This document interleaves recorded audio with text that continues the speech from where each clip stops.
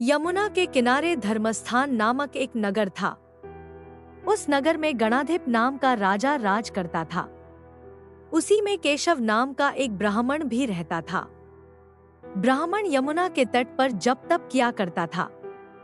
उसकी एक पुत्री थी जिसका नाम मालती था। वह बड़ी रूपवती थी। जब वह ब्याह के योग्य हुई तो उसके माता पिता और भाई को चिंता हुई।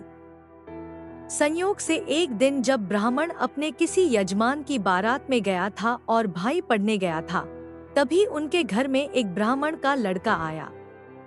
लड़की की मां ने उसके रूप और गुणों को देखकर उससे कहा कि मैं तुमसे अपनी लड़की का ब्याह करूंगी। होनहार की बात कि उधर ब्राह्मण पिता को भी एक दूसरा लड़का मिल गया और उसने उस लड़के को भी यही वचन दे दिया। उधर ब्राह्मण का लड़का जहां पढ़ने गया था, वहां वह एक लड़के से यही वादा कराया। कुछ समय बाद बाप बेटे घर में इकट्ठे हुए तो देखते क्या है कि वहां एक तीसरा लड़का और मौजूद है। दो उनके साथ आए थे। अब क्या हो? ब्राह्मण, उसका लड़का और ब्राह्मणी बड़े सोच में पड़े। दैवयोग से हुआ क्या कि लड़की को सांप ने काट लिया और वह मर गई। उसके बाप, भाई और तीनों लड़कों ने बड़ी भागदौड़ की। जहर झाड़ने वालों को बुलाया पर कोई नतीजा न निकला। सब अपनी अपनी करके चले गए। दुखी होकर वे उस लड़की को श्मशान में ले गए और क्रियाकर्म कराए। तीनों लड़कों में से एक ने तो उसकी हड्डियां चुन ली और फकीर बनकर जंगल में चला गया। दूसरे ने राख की गठरी बांधी और वहीं झोपड़ी डालकर रहने लगा। तीसरा योगी होकर देश देश घूमने लगा। एक दिन की बात है, वह तीसरा लड़का घूमते घामते किसी नगर में पहुंचा और एक ब्राह्मणी के घर भोजन करने बैठा। जैसे ही उस घर की ब्राह्मणी भोजन परोसने आई कि उसके छोटे लड़के ने उसका आंचल पकड़ लिया। ब्राह्मणी से अपना आंचल छुड़ता नहीं था।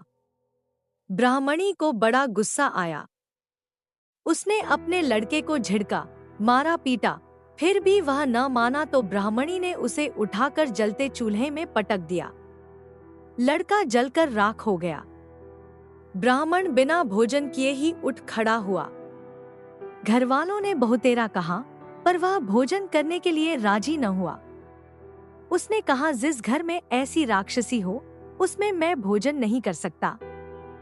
इतना सुनकर वह आदमी भीतर गया और संजीवनी विद्या की पोथी लाकर एक मंत्र पढ़ा। जलकर राख हो चुका लड़का फिर से जीवित हो गया। यह देखकर ब्राह्मण सोचने लगा कि अगर यह पोथी मेरे हाथ पड़ जाए तो मैं भी उस लड़की को फिर से जिला सकता हूँ। इसके बाद उसने भोजन किया और वहीं ठहर गया।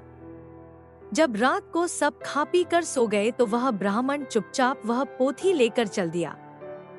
जिस स्थान पर उस लड़की को जलाया गया था, वहां जाकर उसने देखा कि दूसरे लड़के वहां बैठे बातें कर रहे हैं।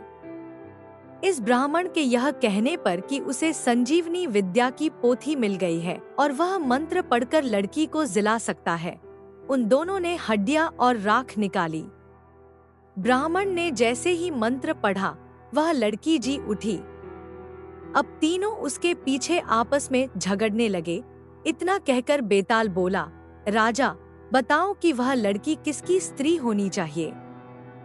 राजा ने जवाब दिया, जो वहां कुटिया बनाकर रहा उसकी। बेताल ने पूछा, क्यों? राजा बोला, जिसने हड्डियां रखी वह तो उसके बेटे के बराबर हुआ।